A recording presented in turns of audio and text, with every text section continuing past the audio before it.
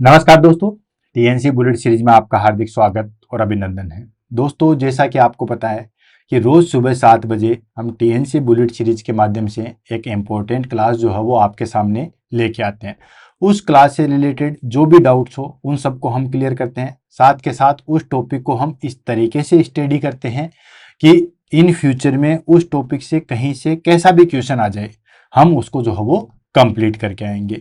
और उस टॉपिक से कौन कौन से क्वेश्चन निकल के आएंगे उन सबको भी जो है वो हम इस क्लास के अंदर जो है वो चर्चा करते हैं।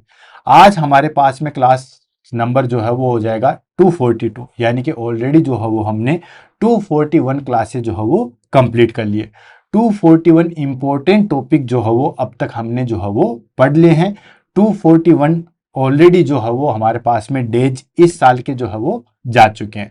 तो जिन बच्चों ने अपने आप से प्रॉमिस किया था कि इस साल के अंदर हम जो है वो इस तरीके से मेहनत करेंगे और इस तरीके से जो हो हम सिलेक्शन लेंगे, कुछ लोगों ने ले भी लिया होगा, कुछ जो हो फाइनल स्टेज में जा रहे हैं, कुछ अपनी गलतियों को सुधार रहे होंगे।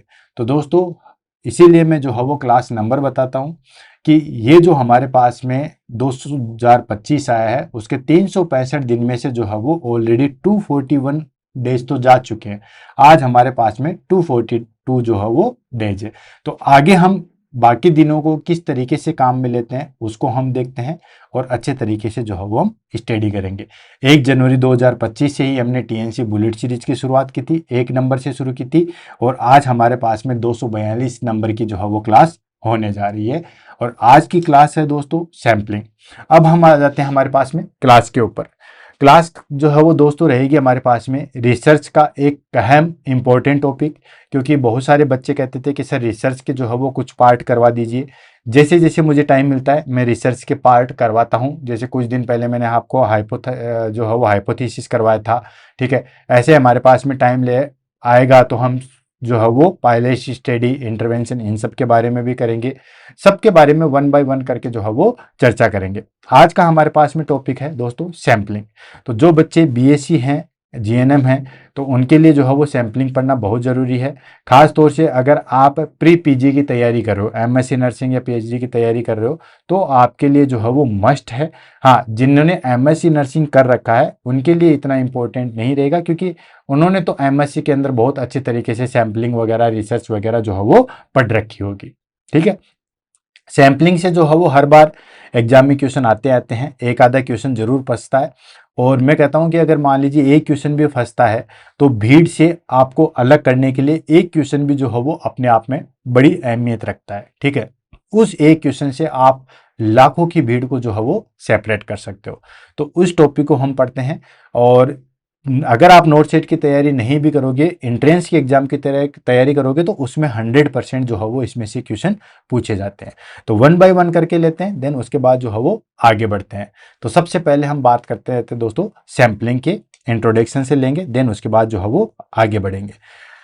क्वेश्चन आंसर की बात करें तो दोस्तों सैम्पलिंग से जो है वो हमारे पास में किस तरीके के क्वेश्चन आते हैं उसकी हम चर्चा कर लेते हैं। तो सैम्पलिंग से हमारे पास में बेसिकली जो है वो इसके टाइप, इवन सैम्पलिंग में जो है वो टाइप ही है, ठीक है।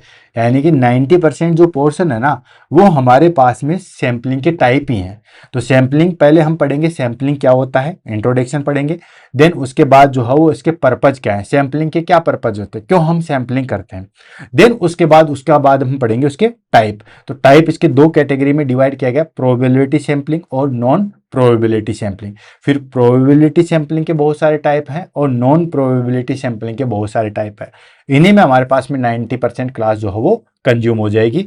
और एग्जाम में जो क्वेश्चन पूछे जाते हैं वो इन्हीं से पूछे जाते हैं, ठीक है ना, कि ये कौन सी सैम्पलिंग होती है, ये कौन सी सैम्पलिंग होती है। एग्जाम्पल देके पूछ सकते हैं कि ये किस टाइप की सैम्पलिंग है, या फिर कह देंगे कि स्नोबॉल सैम्पलिंग में क्या होता है, इस सैम्पलिंग में क्या होता है।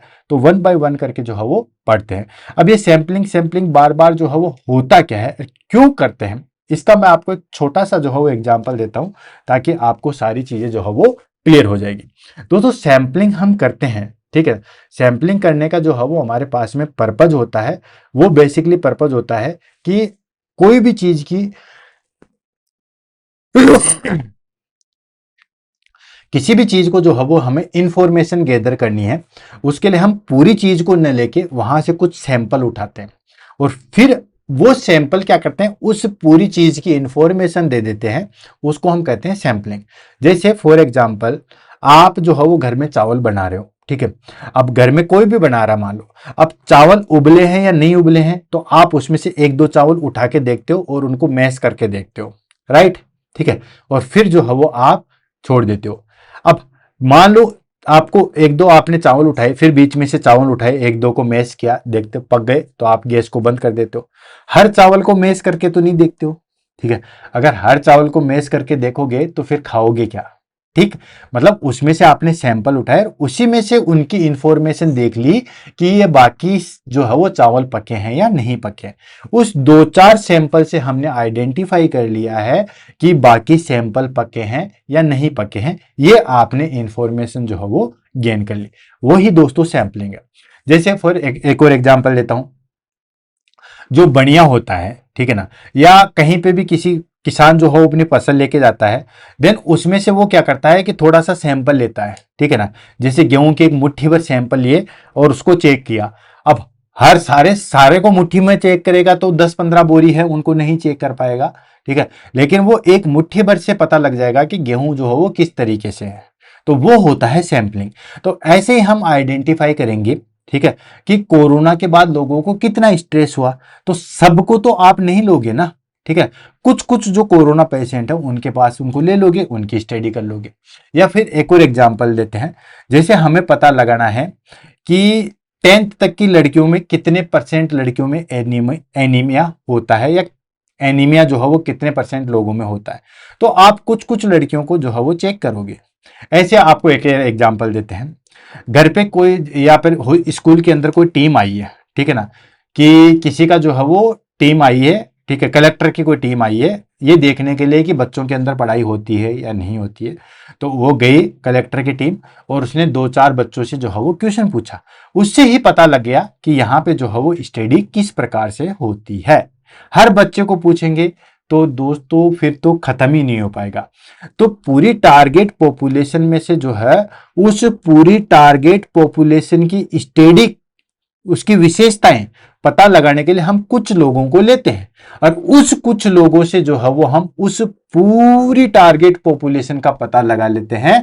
इसको हम क्या कहते हैं दोस्तों, सैंपलिंग, ठीक है, और जो टारगेट पॉपुलेशन लिया उसको हम कहते हैं सैंपल, ठीक है। तो जो चावल हमने 4 दाने चावल के उठाए वो तो हो गया सैंपल, ठीक है, और जो हमने प्रोसेस की चावल को उठा के फिर उसमें से 4 दाने ये फिर हमने चेक किया, ये पूरी प्रोसेस हो गई सैंपलिंग। समझ में आ गया? आई थिंक अब बहुत अच्छे तरीके से क्लियर हो गया होगा, ठीक है। तो 1 बाय 1 करके लेते हैं, देन उसके बाद जो है वो आगे बढ़ते हैं।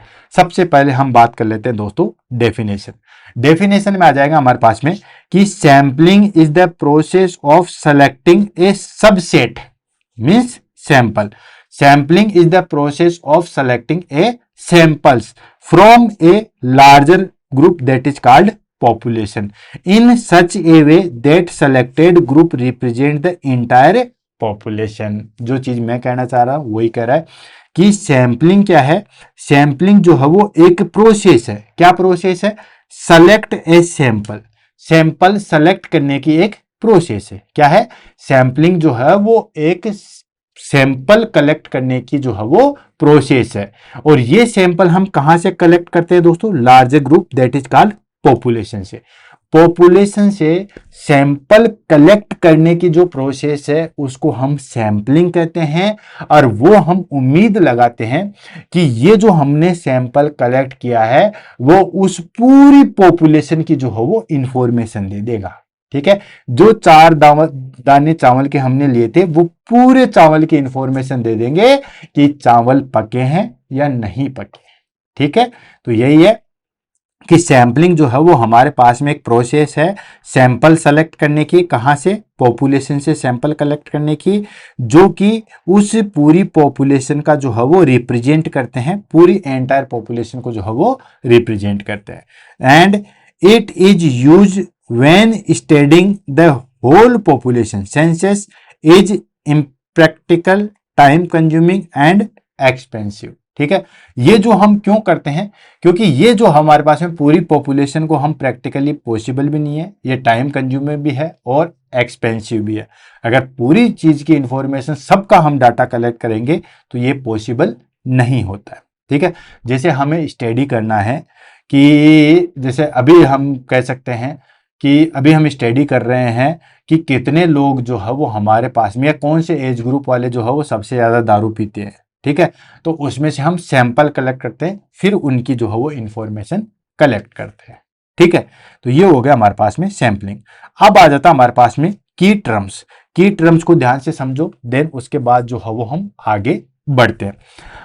अब जैसे की टर्म्स की अगर हम बात करते हैं तो मैं आपको जैसे बताऊं कि हमें स्टडी करना है कि स्टाफ नर्स पे जो है वो काम का कितना स्ट्रेस रहता है।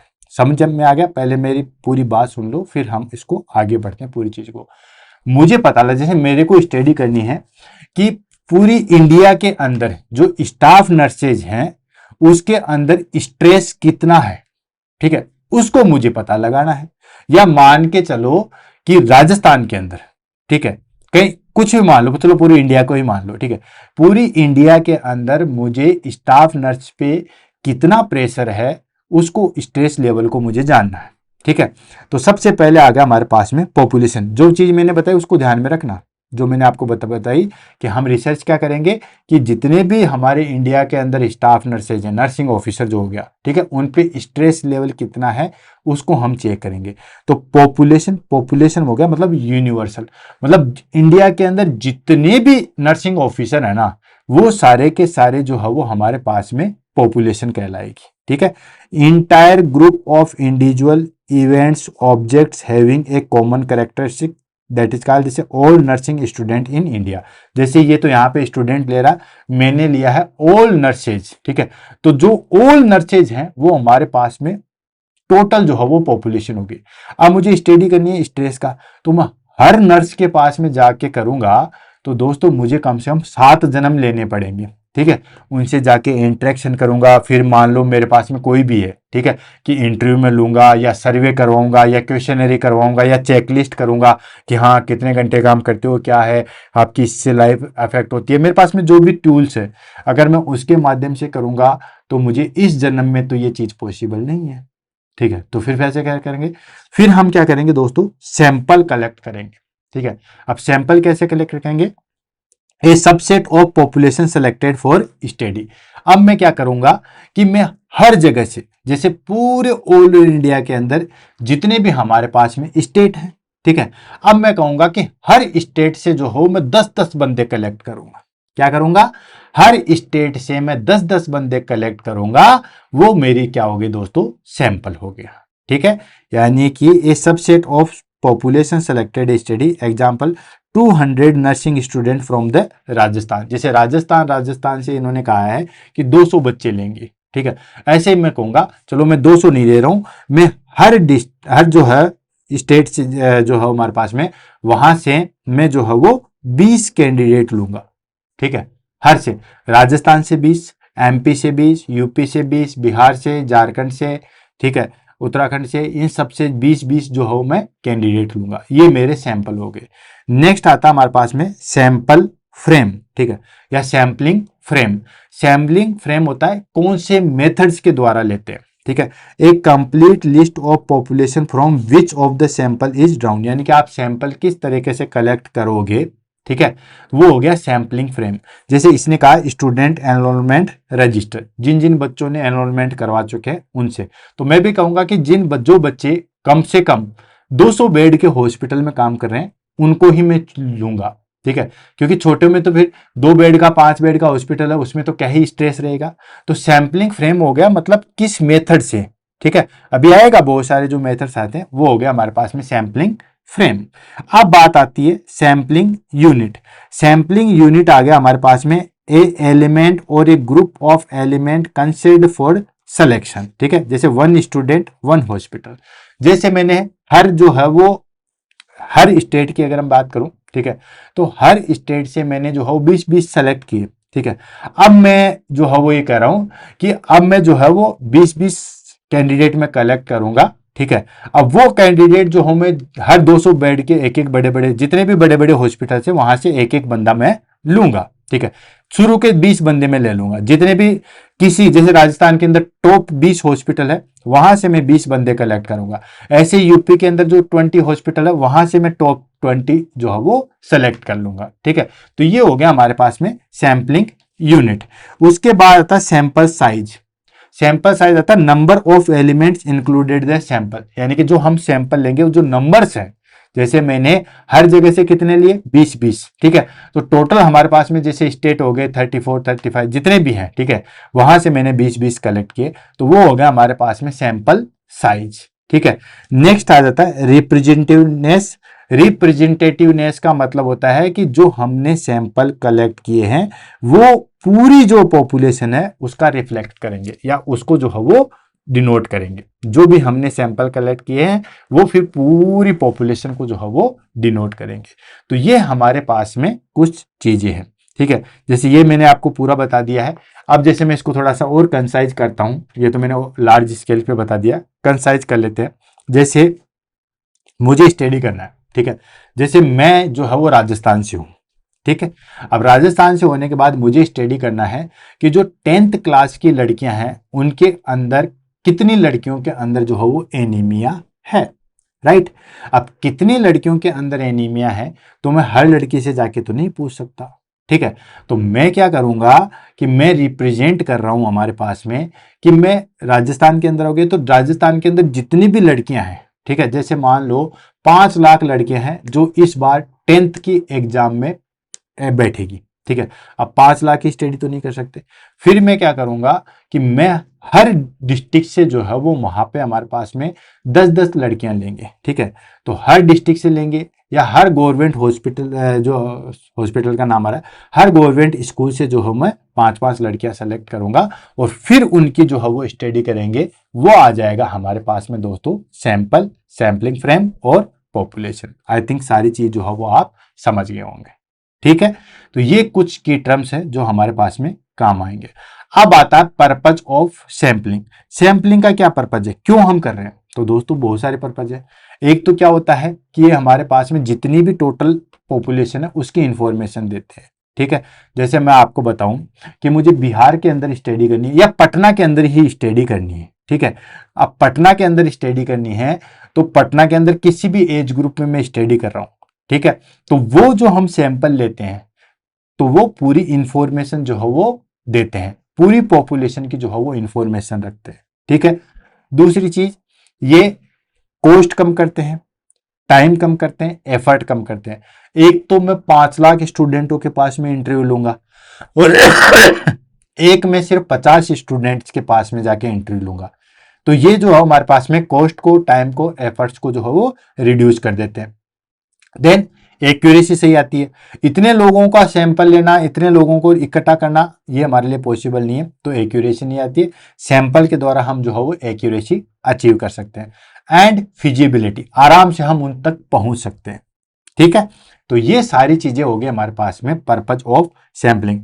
To make estimate generalization about the population, ठीक है। यानी कि पॉपुलेशन के बारे में हम एस्टिमेट लगा सकते हैं। To reduce cost, time and effort, ठीक है। यानी कि हम कॉस्ट को, टाइम को और एफर्ट को जो है वो रिड्यूस कर सकते हैं। To achieve greater accuracy in measurement, ठीक है। यानी कि हम जो है वो ग्रेटर एक्यूरेसी जो है वो मेजर कर सकते हैं, ठीक है। एक्यूरेसी को बहुत अच्छे तरीके से मेजर कर सकते हैं। And to ensure feasibility to research, अच्छे तरीके से हम जो है वो फिजिबिलिटी होती है हमारे पास में अचीव होने की।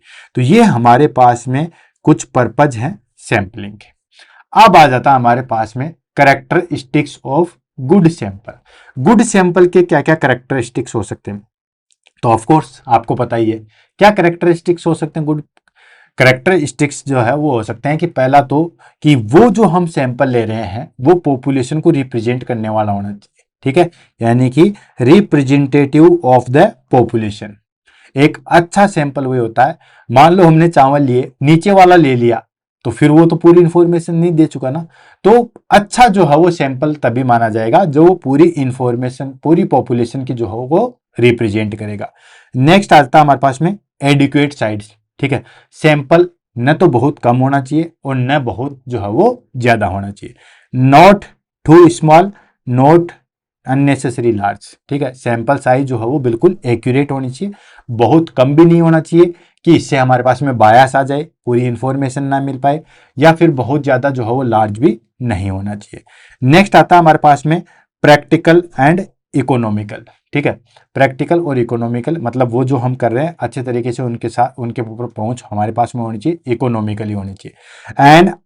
And unbiased selection process. ठीक है, यानी कि जो हम सैंपल सेलेक्ट कर रहे हैं वो अनबायाज होना चाहिए। अनबायाज अभी हमारे पास में सिलेक्शन के प्रोसेस आएगी, तो जो प्रोबेबिलिटी सैंपलिंग की जो प्रोसेस है हम सैंपल लेते हैं वो अनबायाज होते हैं, जो नॉन प्रोबेबिलिटी सैंपलिंग से लेते हैं वो हमारे पास में बायास आते हैं। ठीक है, तो अभी सारी चीज आएगी। जैसे हमने चावल लिए तो चावल को अच्छे तरीके से पूरा मिक्स करके फिर सैंपल लेना चाहिए। अगर मान के चलिए हमने चावल रखा, हमने ऊपर वाला ऐसे उठा लिया अपनी सुविधा के अनुसार कि नीचे तो गर्म होंगे, हमारे हाथ जल जाएंगे, हमने ऊपर का ही उठा लिया, तो ऊपर का उठा लिया तो ऊपर वाला तो कम जो है वो सीजा हुआ मिलेगा, कम पका हुआ मिलेगा। ठीक है, नीचे वाला ज्यादा मिलेगा, तो बायस आ गए ना। हमने हमारे हाथ बचाने के लिए, हमारे हाथ न जल जाए इस डर से हमने जो है वो सैंपलिंग प्रोसेस सही नहीं की। नहीं तो क्या होना चाहिए, अच्छे तरीके से मिक्स करना चाहिए फिर हमें सैंपल लेना चाहिए। तो गुड जो हमारे पास में करेक्टरिस्टिक्स है या करेक्ट सैंपल साइज के जो अच्छे करेक्टरिस्टिक्स हैं उसमें वो पॉपुलेशन को रिप्रेजेंट करने वाला होना चाहिए, वो एडुकेट साइज का होना चाहिए, न बहुत छोटे सैंपल साइज होनी चाहिए न बहुत बड़ी सैंपल साइज होनी चाहिए, न वो जो है वो प्रैक्टिकल और इकोनॉमिकली होना चाहिए, और अनबायस होना चाहिए। सिलेक्शन प्रोसेस जो हमने सैंपल लिया है उसकी प्रोसेस जो है वो अनबायस होनी चाहिए। ये हमारे पास में जो है वो good characteristics of good sample. ठीक है, नेक्स्ट आ जाता है हमारे पास में टाइप ऑफ सैंपलिंग मेथड्स। सबसे ज्यादा क्वेश्चन इसके टाइप पे आते हैं, इसलिए ध्यान से समझिएगा और आगे बढ़िएगा। तो सैंपलिंग मेथड जो है वो दो तरीके की होती है। सैंपलिंग मेथड्स और are broadly classified in probability and non probability. अब देखो प्रोबेबिलिटी और नॉन प्रोबेबिलिटी में क्या डिफरेंस आता है उसको हम ले लेते हैं। सबसे पहले हम जो है वो प्रोबेबिलिटी सैंपलिंग पढ़ेंगे, उसके बाद जो है वो नॉन प्रोबेबिलिटी सैंपलिंग पढ़ेंगे। ठीक है, अब प्रोबेबिलिटी सैंपलिंग का आप सीधा सा मीनिंग हो कि ये फेयर सिलेक्शन प्रोसेस होती है, इसमें हर सैंपल को जो है वो इक्वली चांसेस होता है सेलेक्ट होने का। ठीक है, यानी कि कोई बायस नहीं है। ठीक है, जितने भी हमारे पास में जो है वो सेलेक्ट है, जैसे मैं आपको दोनों का एग्जांपल से समझाता हूं फिर बहुत अच्छे तरीके से समझ में आएगा। जैसे मैं रिसर्च कर रहा हूं कि मुझे सेलेक्ट करना है कि पटना के अंदर जो हॉस्पिटल्स हैं, ठीक है, उसमें मुझे नर्सों का सैंपल लेना है। ठीक है, या मैं देखना चाहूंगा कि कोविड हो गया, ठीक है, पटना के अंदर जिन लोगों को कोविड हो गया, कोविड के बाद उनकी इम्यूनिटी पे क्या असर हुआ, ये मेरे को रिसर्च करना है। ठीक है, तो मैं क्या करूंगा दोस्तों कि जितने भी कोविड वाले जो हमारे पास में इंसान है, ठीक है, जितने भी पर्सन है उनकी लिस्ट बनाई। ठीक है, उसके बाद में जो है मैं सेलेक्ट करूंगा, जैसे लॉटरी मेथड से तो सबको चांसेज है, कोई दिक्कत थोड़ी है। ऐसे एक और ले लेते हैं, जैसे मैं क्लास के अंदर गया, ठीक है, और मैं किसी नर्सिंग स्टूडेंट वालों क्लास के अंदर गया, बीएससी नर्सिंग फर्स्ट स्टूडेंटों का मुझे जो है वो देखना है कि ये बच्चे का लेवल कैसा है। ठीक है, तो मैं क्लास के अंदर गया, क्लास के अंदर गया तो मान लो टोटल जो है वो हमारे पास में 100 बच्चे हैं।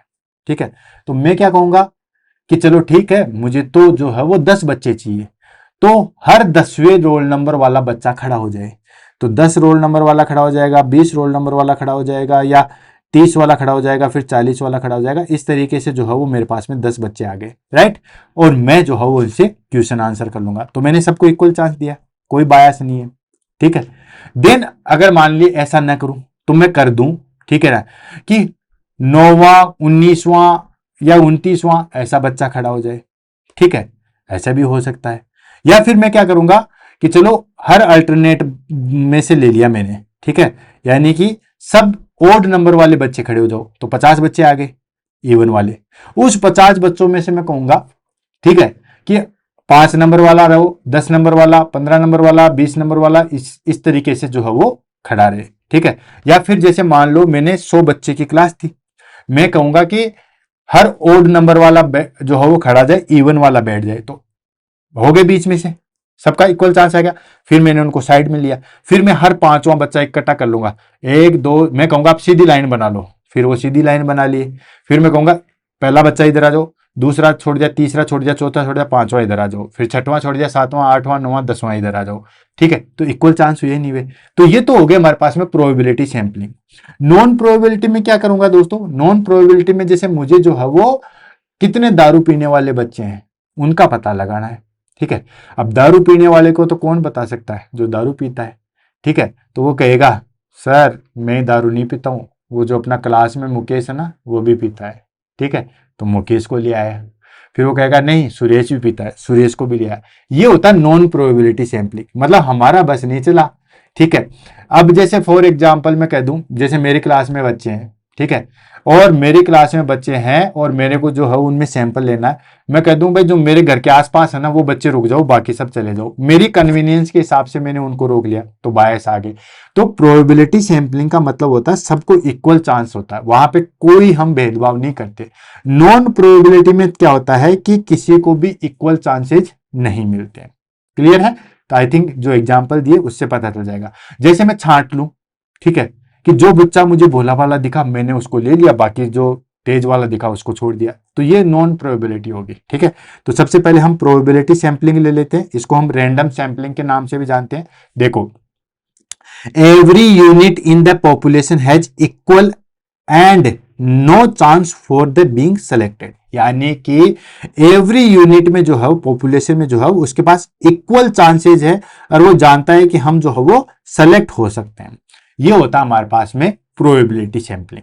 ठीक है, नॉन प्रोबेबिलिटी में ऐसा नहीं है, रिसर्चर अपनी मर्जी के हिसाब से छांटता है तो फिर उसमें तो बायस आएंगे। ठीक है, अगर मान के चलो मैं होशियार बच्चे छाट दूं फिर मैं पता लगाऊंगा, तो यार होशियार बच्चे मैंने छांट लिए तो फिर पता क्या लगाना है। ठीक, तो वो चीज होती है। तो प्रोबेबिलिटी सैंपलिंग में क्या होता है, सबको इक्वल और नॉन चांस मिलते हैं अपने आप को सेलेक्ट होने के लिए। ठीक है, and it is scientific, unbias and allow to general to of result.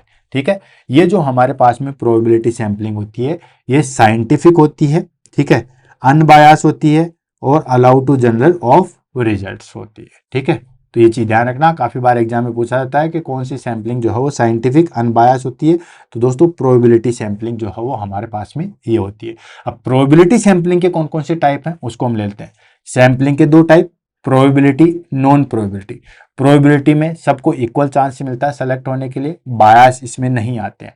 अब प्रोबेबिलिटी सैंपलिंग कौन कौन सी होती है उसको हम लेंगे, फिर हम नॉन प्रोबेबिलिटी सैंपलिंग को जो हो। अब आ जाता है हमारे पास में प्रोबेबिलिटी सैंपलिंग के टाइप। पहले हम प्रोबेबिलिटी पढ़ेंगे फिर हम जो है वो नॉन प्रोबेबिलिटी पढ़ेंगे। उसमें हमारे पास में सबसे पहले आता है सिंपल रैंडम सैंपलिंग।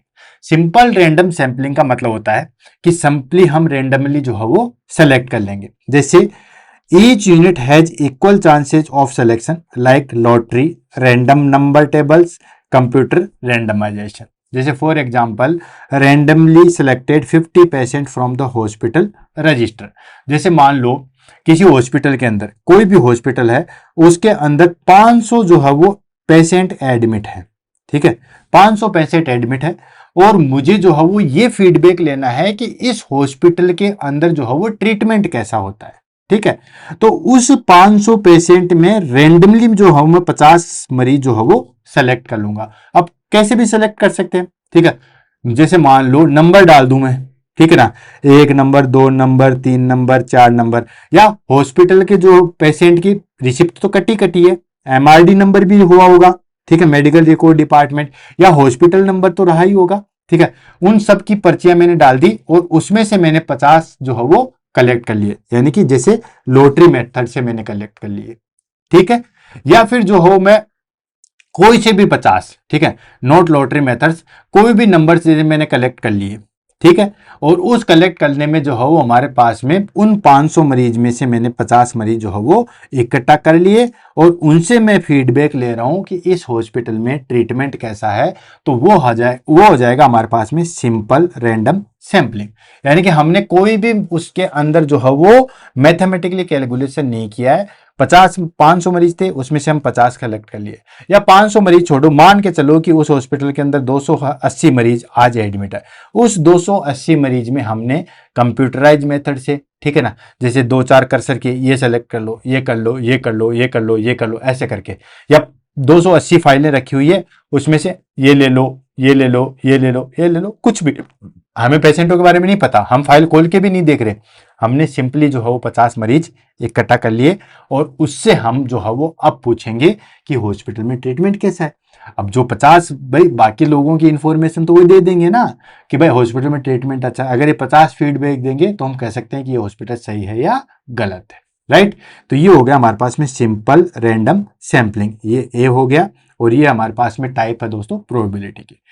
सेकेंड आ जाता है प्रोबेबिलिटी की, that is called systemic sampling.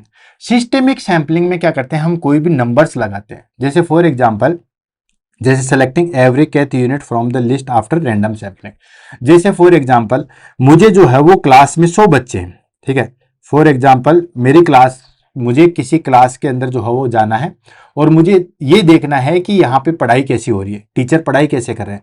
तो 100 बच्चे हैं, तो मैं क्या करूंगा, मैं बोलूंगा सीधा रोल नंबर 10, 20, 30 ये खड़े हो जाओ, और हर 10वीं में से बच्चा जो हो मैंने सेलेक्ट कर लिया, तो टोटल मेरे पास बच्चे कितने हो गए, 10, ठीक है, और उनसे मैं क्वेश्चन आंसर पूछ लूंगा। नोट फॉर 10, मैं ऐसा भी कह सकता हूँ 5 रोल नंबर खड़े हो जाओ, 15 रोल नंबर खड़े हो जाओ, 25, 35, मतलब हर उस तरीके से जितने टोटल पॉपुलेशन है उसमें से एक फिक्स रैंडमली जो हो मैं कलेक्ट कर लूंगा, वो आ जाएगा हमारे पास में सिस्टमिक सैंपलिंग, ठीक है। जैसे फॉर एग्जाम्पल, एग्जाम्पल आएगा, example from 1000 student and you need only 100, मतलब 1000 बच्चे हैं और आपको जो है वो 100 बच्चे सेलेक्ट करने हैं, तो आपने 1000 में 100 का भाग दे दिया, मतलब नंबर्स आ गए 10th, हर 10वां बच्चा जो है वो आप सेलेक्ट कर लोगे, ठीक है। तो इस तरीके से, जैसे मान लो आपने 1 से 100 तक की लाइन लगा दी, और उसमें से हर 10वां बच्चा जो है वो आपने सेलेक्ट कर लिया, ठीक है। ये आ जाता हमारे पास में सिस्टेमिक, यानी कि अब हम सिस्टेमेटिकली कर रहे हैं, ये हो गया सिस्टेमिक सैंपलिंग। नेक्स्ट आ जाता है स्ट्रैटिफाइड रैंडम सैंपलिंग। स्ट्रैटिफाइड कहां से वर्ड लिया गया है, स्ट्रैटिफाइड वर्ड लिया गया है दोस्तों, कि जैसे मैंने आपको टिश्यू बताए थे, तो टिश्यू मैंने सिंपल बताए थे, सिंपल मतलब सिंपल लेयर वाले, स्ट्रैटिफाइड वाले में क्या थे, एक के ऊपर एक थे, ठीक है, एक के ऊपर जो है वो एक थे, तो ये आ गया हमारे पास में, दैट इज कॉल्ड स्ट्रैटिफाइड। तो स्ट्रैटिफाइड वो आ गया। अब जैसे मुझे पूरे बीएससी नर्सिंग है, ठीक है, बीएससी नर्सिंग में से मुझे जो है वो नॉलेज गेन करवाना है, या मैं चाहता हूं कि ये पर्टिकुलर नर्सिंग कॉलेज है, इसमें पढ़ाई कैसे हो रही थी, तो वहां तो मैंने फर्स्ट ईयर के बच्चे लिए थे, यहां मैं क्या करूंगा कि मुझे मान के चलिए 100 बच्चे चाहिए, क्या चाहिए, 100 बच्चों की स्टडी करनी है। अब 100 बच्चों की स्टडी करनी है, तो मैं क्या करूंगा, फर्स्ट ईयर से भी 25 बच्चे लूंगा, सेकेंड ईयर से भी 25 बच्चे लूंगा, थर्ड ईयर से भी 25 बच्चे लूंगा, और फोर्थ ईयर से भी 25 बच्चे लूंगा, और फिर हम इसको सेलेक्ट करेंगे। या मान के चलो कि मुझे फर्स्ट ईयर का ही देखना है, मान लो मुझे फर्स्ट ईयर का ही जो है वो देखना है। अब इस फर्स्ट ईयर में मान के चलिए 50 तो बॉयज हैं एंड 50 जो है वो गर्ल्स हैं, ठीक है, 50 बॉयज है, 50 जो है वो गर्ल्स है, ठीक। अब मानकर, या 50-50 छोड़िए, आप इसको लीजिए, 40 जो है वो हमारे पास में बॉयज है, और 60 जो है वो हमारे पास में गर्ल्स है।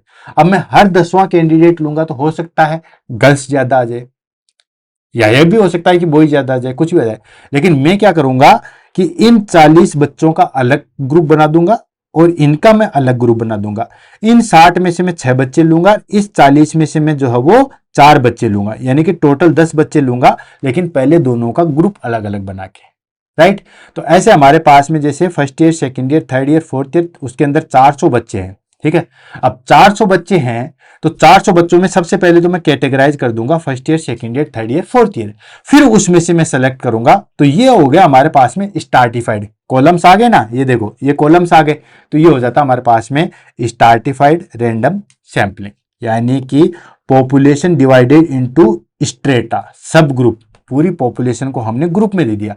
जैसे ऑल बीएससी नर्सिंग स्टूडेंट है, उनको हमने first year, second year, third year, fourth year में हमने डिवाइड कर दिया, ठीक है, और फिर हम उसमें से जो है वो कलेक्ट कर रहे हैं। अब देखो पॉपुलेशन डिवाइडेड इनटू स्ट्रेटा यानी कि सब ग्रुप बेस्ड ऑन कैरेक्टरिस्टिक्स, किसी भी कैरेक्टरिस्टिक्स के ऊपर उसको हम जो है वो सेपरेट करते हैं, चाहे वो एज ग्रुप हो, चाहे जेंडर हो, चाहे इनकम हो। जैसे जेंडर का मैंने आपको एग्जांपल यहाँ दिया था, मेल फीमेल का, ठीक है। एज का भी कर सकते हैं, जैसे मान लो मैं कह दूं कि जैसे मान लो मैं बोल दूं कि जिनका डेट ऑफ बर्थ 2000 से लेके 2025 तक है, सॉरी 2000 से लेके 2004 तक है, वो अलग हो जाओ। जिनका 4 से लेके 8 तक है वो अलग हो जाओ, और फिर मैं उनमें से सेलेक्ट करूं, ठीक है।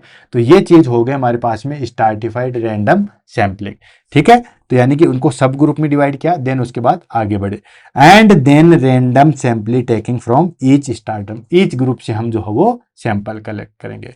Ensures representativeness of sub group, जैसे example dividing student by year, first year, second year, third year, fourth year, and select randomly from the each, ठीक है। जैसे यहाँ पे 400 बच्चे थे तो सबको हमने जो है वो डिवाइड कर दिया, 100 बच्चे, 100 में से मैंने 25 को जो है वो कलेक्ट कर लिया, ठीक है। तो पहले मतलब एक अलग ग्रुप, पहले उस ग्रुप में डिवाइड करेंगे, फिर उस ग्रुप से हम सेलेक्ट करेंगे। ये हो गया हमारे पास में स्ट्रैटिफाइड रैंडम ग्रुप, तो ये हो गया सी, ठीक है।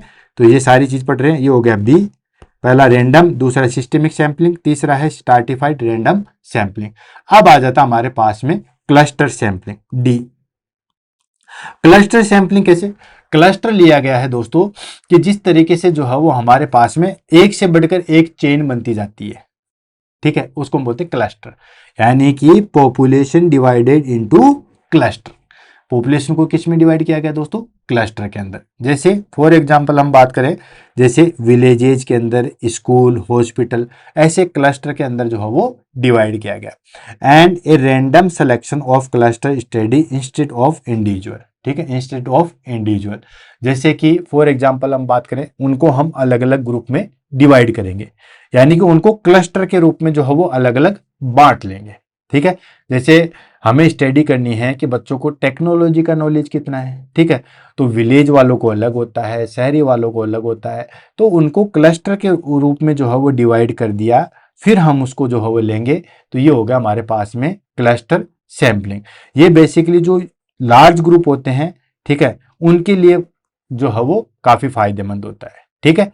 तो पूरी पॉपुलेशन को हम जो है वो क्लस्टर के रूप में डिवाइड कर देते हैं, देन उसके बाद जो है वो हम सेलेक्ट करते हैं उन क्लस्टर से। ये हो गया हमारे पास में दोस्तों क्लस्टर सैंपलिंग।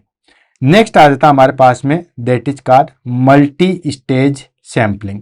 नाम से पता चल रहा है, मल्टी स्टेज सैंपलिंग का मतलब क्या हो गया, ठीक है, यानी कि जैसे मैंने आपको बता दिया कि पहले जैसे मुझे को पूरे राजस्थान की स्टाफ नर्सों का जो है वो देखना है स्ट्रेस लेवल, फिर राजस्थान में मैं जो है वो पर्टिकुलर जयपुर पे गया, जयपुर में मैंने फिर हॉस्पिटल पे गया, और हॉस्पिटल पे मैं वहां पे पर्टिकुलर नर्सों को लिया। तो ये सारी चीजें होगी हमारे पास में मल्टी स्टेज, ठीक है, अलग अलग तरीके से जा जाके वो हो गया हमारे पास में मल्टी स्टेज सैंपलिंग।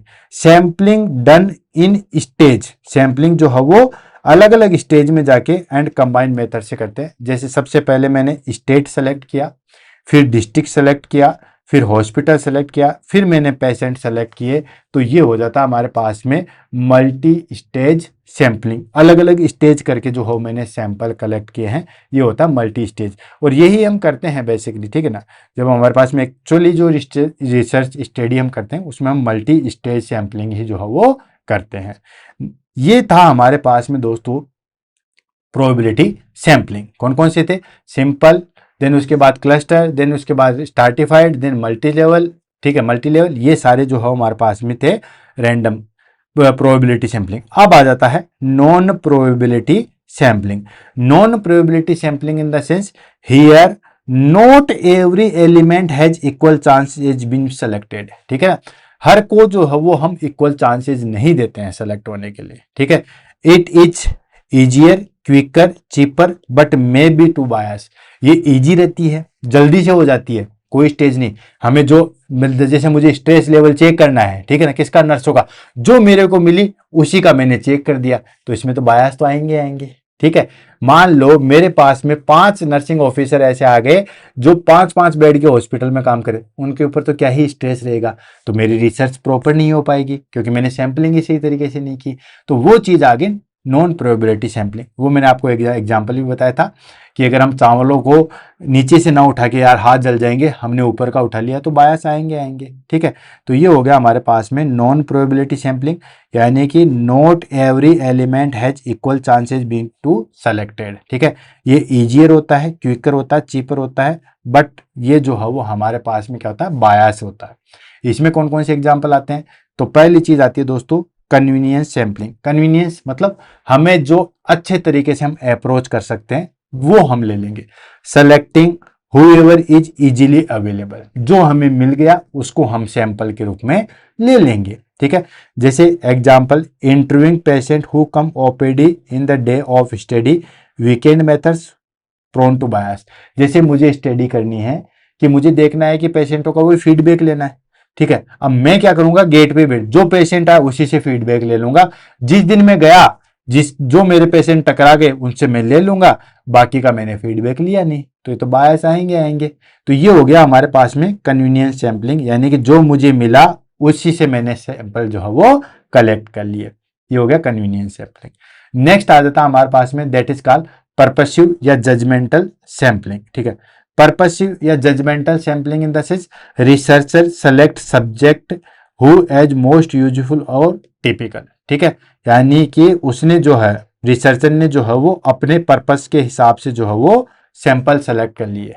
ठीक है, जैसे choosing nursing expert for a research panel. ठीक है, स्टडी करनी है, जो उसको पर्पस से मिला, जो उसको अच्छा लगा, जिस तरीके से उसको लगा कि यार ये मेरे लिए फायदेमंद है, ये अच्छे तरीके से अप्रोच कर सकता है, उसको हमने सेलेक्ट कर लिया। ये हो गया हमारे पास में पर्पसिव या हम कहें that is judgmental sampling. Next आ जाता है कोटा सैंपलिंग। ठीक है, कोटा सैंपलिंग में क्या क्या है दोस्तों, ठीक है, ये क्या करता है कि मतलब छोटे से ग्रुप पे कोई रेंडमाइजेशन नहीं है, जो जिसको जैसा लिया वैसा ही ले लिया, यानी कि similar to stratified sampling but non randomization. Randomization नहीं होता है, जैसे हमने स्ट्रैटिफाइड था, कोटा ले लिया, लेकिन इसमें से हमने सैंपल कलेक्ट नहीं किया। जैसे वही मैंने आपको बताया था कि जैसे 50 मेल है एंड 50 फीमेल का ग्रुप है। ठीक है, तो इसमें से कोई भी 5 मैंने ले लिया, इसमें से मैं कोई भी 5 ले लिया, हो तो गए 10, लेकिन उसमें तो मैं सेलेक्ट कर रहा था कि हर दूसरा बंदा, हर पांचवा बंदा, इस तरीके से। लेकिन इसमें क्या किया, ग्रुप तो बना दिए 2, ठीक है, कोटा तो बना दिया, लेकिन उस कोटे के बाद में उसको जो फिल किया ना, वो हमने सेलेक्ट किया हमारे कन्वीनियंस के हिसाब से। जैसे देखो, researcher fill quota for the subgroup, यानी कि रिसर्चर ने कोटा तो फिल कर लिया, जैसे कोटा स्ट्रैटिफाइड सैंपलिंग किया, बट जैसे example 50 male 50 female, but select them conveniently. ठीक है, 50-50 में जो है वो हमें 5-5 लेना था, लेकिन ये जो 5-5 हमें सैंपल लेने थे वो हमें लेने थे रेंडमाइजेशन से। ठीक है, जैसे हर 10वां नंबर, हर 5वां नंबर या लॉटरी मेथड से नहीं। उसने क्या किया, अपनी इच्छा के अनुसार अच्छे अच्छे 5 छांट लिए, इसमें से जो अच्छे अच्छे हैं वो 5 छांट लिए, उसको हम कहते हैं दोस्तों कोटा सैंपलिंग। यानी कि स्ट्रैटिफाइड सैंपलिंग की तरह ही है, लेकिन रेंडमाइजेशन नहीं है, और ये चीज शुरू में बता दी है, similar to stratified sampling but not randomization. ठीक है, कोटा तो बना दिया, बट इसमें रेंडमाइजेशन जो है वो नहीं है। नेक्स्ट आ जाता है that is called snowball sampling. ठीक है, नेक्स्ट आ जाता है स्नोबॉल सैंपलिंग। स्नोबॉल सैंपलिंग की अगर हम बात करें तो इसमें क्या आता है दोस्तों हमारे पास में, यानी कि existing participants recurrent future participants. ठीक है, यानी कि वही जैसे मैंने आपको ड्रग्स का बताया था। ठीक है, यानी कि यूजफुल हिडन मोर पॉपुलेशंस। इसमें क्या करते हैं कि जो पहले से पार्टिसिपेंट्स थे वो ही रिक्रूट करते हैं नए पार्टिसिपेंट्स का, रिसर्चर का कोई रोल नहीं होता है। ठीक है, रिसर्चर चाहता है कि मुझे स्टडी करनी है कि दारू का इफेक्ट, या दारू बच्चे कितने पीते हैं या लोग कितने दारू पीते हैं। अब रिसर्चर तो चाहता है, लेकिन सेलेक्ट कैसे करेगा, इसमें जो पुराने वाले पहले वाले पार्टिसिपेंट्स हैं ना, वो ही नए वाले पार्टिसिपेंट्स को रिक्रूट करते हैं कि यार ये भी पीता है, फिर वो बताएगा कि नहीं वो भी पीता है, फिर वो कहता है वो भी पीता है। ठीक है, तो ये होता है। तो useful hidden and rare population, जैसे ड्रग्स एडिकेटेड है, HIV पेशेंट है, जैसे मुझे स्टडी करनी है कि 10वीं क्लास के अंदर जो है वो कौन कौन से बच्चे ड्रग्स लेते हैं या कौन कौन से बच्चे स्मोकिंग करते हैं, मुझे स्टडी करनी है। ठीक है। अब स्टडी करनी है तो मैं कैसे सैंपल कलेक्ट करूंगा, नहीं कर सकते ना। तो मेरे को दो बच्चों के बारे में पता चला कि ये दोनों बच्चे स्मोकिंग करते हैं, तो मैं उन्हीं को सैंपल के रूप में ले लूंगा। फिर वही नए सैंपल लेके आएंगे, मेरे बस में कुछ नहीं है। वही कहेंगे कि हाँ वो भी पीता है, अरे वो भी पीता है, वो भी पीता है। तो इस तरीके से वो सैंपल लेके आ जाएंगे। तो इसको हम कहते हैं स्नोबॉल सैंपलिंग। स्नोबॉल सैंपलिंग का मतलब होता है जैसे बर्फ के ऊपर अगर कभी आप घूमने गए होंगे तो एक छोटा सा बर्फ का गोला होता है, वो जैसे ही लुढ़कता है तो फिर वो फिर बड़ा बनता बनते बनते फिर बड़ा बन जाता है, उसको हम बोलते हैं स्नोबॉल सैंपलिंग। ठीक है, तो ये हो गया हमारे पास में third number, snowball sampling. Next आता है हमारे पास में कंजुगेटिव सैंपलिंग। कंजुगेटिव सैंपलिंग का मतलब हो गया हमारे पास में कि इसमें every subject meeting criteria is included until sample size is reach. ठीक है, यानी कि जब तक सैंपल साइज अचीव नहीं कर लेते उसी को हम बार बार जो है वो ले लेते हैं। Recruiting every patient admitted for appendix over 6 month. ठीक है, हमें सैंपल लेने थे, अभी इस पेशेंट को सेलेक्ट कर लिया, 6 महीने बाद हम गए, फिर से उसी को हमने सैंपल के रूप में ले लिया, फिर उसी को हम ले लिया, उसको हम बोलते हैं कंजुगेटिव सैंपलिंग। एक पेशेंट बार बार आ रहा, उसी को हमने जो है वो सैंपल के रूप में ले लिया, ये हो गया कंजुगेटिव सैंपलिंग। नेक्स्ट आ जाता हमारे पास में सॉरी ये हमारे पास में जो है वो कुछ नॉन प्रोबेबिलिटी सैंपलिंग के जो है वो एग्जाम्पल थे। अब बात आ जाती है एडवांटेज ऑफ सैंपलिंग। सैंपलिंग के क्या एडवांटेज, तो ऑलरेडी हमने पढ़ लिए थे, जो पर्पस थे वही एडवांटेज थे। It save time and cost, of course sampling से हमारे पास में टाइम बच जाता है, कॉस्ट बच जाती है। Practical and feasible large population, ठीक है, लार्ज पॉपुलेशन की इंफॉर्मेशन देते हैं, ये सारी चीजें। Data collection is often more accurate due to less fatigue fewer errors. ठीक है, डाटा कलेक्शन की जो प्रोसेस है वो अच्छे तरीके से हो जाती है, क्यों, क्योंकि हमारे पास में सैंपल कम हो गए, साइज कम होगी।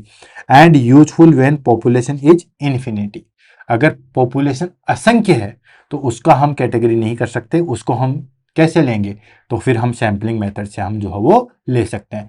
जब हमारे पास में पॉपुलेशन जो है वो इन्फिनिटी आ जाती है तो उसमें हम सैंपलिंग प्रोसेस लगाते हैं और अच्छे तरीके से हमारे पास टाइम जो है वो बच जाता है। ये है दोस्तों कुछ एडवांटेज। अब आ जाता है हमारे पास में डिसएडवांटेज क्या है। डिसएडवांटेज हमारे पास में दो आते हैं। पहला आ गया सैंपलिंग एरर। सैंपलिंग एरर क्या हो गया, difference between sample result and true population. ठीक है, जो हमने सैंपल कलेक्ट किए, क्या पता गलती से वो गलत इंफॉर्मेशन देने वाले हो गए। ठीक है, हो सकता है, और हो सकता है, क्यों नहीं हो सकता भाई, जो हमने सैंपल कलेक्ट किए हैं या जो हमने सैंपल लिए हैं वो एरर भी तो हो सकते हैं। ठीक है, वो पूरी इंफॉर्मेशन ना दे हमें उस पॉपुलेशन की, तो ये हो सकता है। And may lead to bias if carefully design, अगर हमने सही तरीके से सैंपलिंग नहीं की, हमने नॉन प्रोबेबिलिटी सैंपलिंग ले लिया तो बायस आएंगे। And can not provide 100% accuracy unlike census, और कभी भी 100% एक्यूरेसी नहीं देते। जिस तरीके से आपने एडवर्टाइजमेंट में देखा होगा कि लाइफ बॉय मारे 99.99% बैक्टीरिया, तो 99.99 हो सकता है, 100% कभी भी जो है वो उसको हम नहीं कह सकते। ठीक है, तो एक तो होता है सैंपलिंग एरर, जो हमने सेलेक्ट किए जरूरी नहीं है कि वो पूरी पॉपुलेशन की इंफॉर्मेशन दो। जो हमने सैंपलिंग मेथड्स यूज किया, वो हमने मान लो non probability sampling method use कर लिया तो बायस आ जाएंगे। और जो सैंपल है वो कभी भी 100% इंफॉर्मेशन जो है वो नहीं देते हैं। हाँ, हम मान सकते हैं 90, 99, 98% मान सकते हैं कि वो इतने परसेंट एक्यूरेसी है, बट 100% तो जो है वो नहीं है। ये डिसएडवांटेज है सैंपलिंग के। अब सैंपलिंग एरर क्या हो सकते हैं। ठीक है, सैंपलिंग एरर दो तरीके के हो सकते हैं। पहला एरर है हमारे पास में that is called random error. Random error मतलब ड्यू टू चांस वेरिएशन, यानी कि जो हम हमारे पास में कोई चांस गलती से जो है वो दूसरा आ गया। ठीक है ना, सैंपल ने पूरी प्रॉपर इंफॉर्मेशन नहीं दी। ठीक है, हमने सैंपल सेलेक्ट किए लेकिन सैंपल ने ही जो है वो हमें इंफॉर्मेशन नहीं दी, तो ये बोलते हैं रैंडम एरर। नेक्स्ट आता है सिस्टेमिक एरर। सिस्टेमिक एरर मतलब बायस, यानी कि जो हमने टेक्निक यूज की थी उसमें फॉल्ट है, पुअर फ्रेम हमने चूज किया, नॉन रिस्पॉन्सिव है, यानी कि नॉन प्रोबेबिलिटी सैंपलिंग जो है वो हमने चूज की है। क्लियर है। नेक्स्ट आ जाता है हमारे पास में सैंपल डिजाइन डिटरमिनेशन। ठीक है, यानी कि जो हम सैंपल साइज करते हैं वो किसके ऊपर डिपेंड होती है, तो ये डिपेंड होती है दोस्तों रिसर्च पर्पज, हम किस तरीके से हमारी रिसर्च का जो है वो पर्पज क्या है। भाई सैंपल साइज हम लेते हैं, हालांकि सैंपल साइज जो लेते हैं ना वो अकॉर्डिंग टू हम पॉपुलेशन, जैसे एमएससीएमए में कितने सैंपल लेने हैं, पीएचडी में हमें कितने सैंपल लेने हैं, तो इसकी बाकायदा स्टेटिस्टिक्स के अंदर जो है वो फॉर्मूले होते हैं।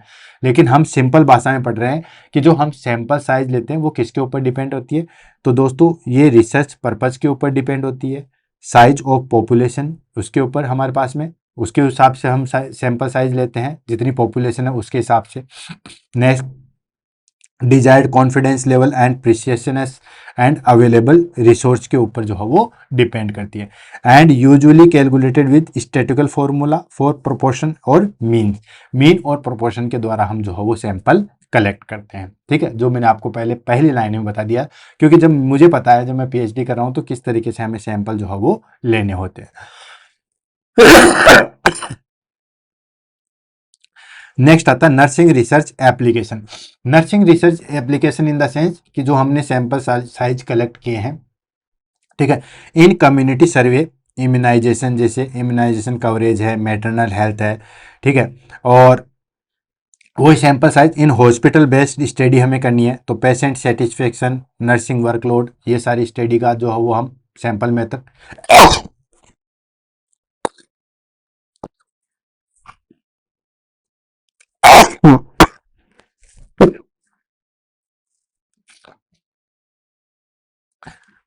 जो भी हम कम्युनिटी सर्वे करते हैं, ठीक है, जैसे इम्यूनाइजेशन कवरेज है, मैटरनल हेल्थ है, उसमें भी हम सैंपल साइज लेके ही करते हैं। हॉस्पिटल बेस्ड स्टडी होती है, जैसे पेशेंट सेटिस्फेक्शन है, नर्सिंग वर्कलोड है, उसके आधार पे। And in educational research, nursing students की परफॉर्मेंस देखने हैं, एटीट्यूड देखना है, इन सब के लिए हम जो है वो सैम्पलिंग करते हैं, सैम्पलिंग फ्रेम करते हैं। अब फटाफट जो है वो इसके हम क्विक पॉइंट ले लेते हैं, देन इस टॉपिक को जो है वो हम फिनिश करते हैं। क्विक पॉइंट में आ गया हमारे पास में, सबसे पहले डेफिनेशन क्या है दोस्तों, process of selecting A representativeness सब unit from the population. Population से जो है वो हमें सैंपल कलेक्ट करना की जो प्रोसेस है उसको हम कहते हैं दोस्तों सैंपलिंग। टाइप की हम बात करें तो ये दो तरीके की होती है, प्रोबेबिलिटी सैंपलिंग मतलब random, systemic, stratified, cluster, multi stage होती है। और नॉन प्रोबेबिलिटी सैंपलिंग कौन कौन सी होती है, कन्वीनियंस होती है, पर्पसिव होती है, कोटा होती है, स्नोबॉल होती है, कंजुगेटिव सैंपलिंग होती है। ठीक है, तो सारी यहाँ पे दे रही है। ठीक है, सैंपलिंग दो टाइप की होती है, प्रोबेबिलिटी सैंपलिंग और non probability sampling. Probability sampling के टाइप हो गए random, systemic, stratified, cluster and multi stage. ठीक है, और नॉन प्रोबेबिलिटी के जो है हमारे पास में कौन कौन सी होगी, convenience, purposive, quota, snowball and conjugative. ठीक है, देन उसके बाद गुड सैंपल कौन सा होगा, जो कि जिसके अंदर रिप्रेजेंटेटिवनेस की कैपेसिटी होगी, जो कि पॉपुलेशन को जो है वो रिप्रेजेंट करेगा। देन एडिक्वेट साइज का होना चाहिए, न ज़्यादा छोटा होना चाहिए न ज़्यादा बड़ा होना चाहिए, अनबायाज होना चाहिए एंड इकोनॉमिकली होना चाहिए। ठीक है, एरर क्या हो सकते हैं, सैम्पलिंग एरर एंड बायास हो सकते हैं। मतलब एक तो क्या होता है कि सैंपल जो है वो पूरी प्रॉपर इंफॉर्मेशन हमें ना दे, सेकंड हमने जो सैंपल फ्रेम वो नॉन प्रोबेबिलिटी ले लिया। नर्सिंग यूजेज कहाँ कहाँ जो है वो सैम्पलिंग का यूजेज हो सकता है, कम्युनिटी में, हॉस्पिटल में, एजुकेशन में, रिसर्च में, यहाँ पे जो है वो हो सकता है। क्लियर है, तो दोस्तों इसी के साथ जो है वो आज की क्लास हमारे पास में सैम्पलिंग जो है वो फिनिश होती है। मिलते हैं कल सुबह 7 बजे एक नए वीडियो के साथ। तब तक के लिए दोस्तों all the best, have a nice day. Class कैसी लगी उसके बारे में ज़रूर बताइएगा। तब तक के लिए दोस्तों all the best, thank you so much.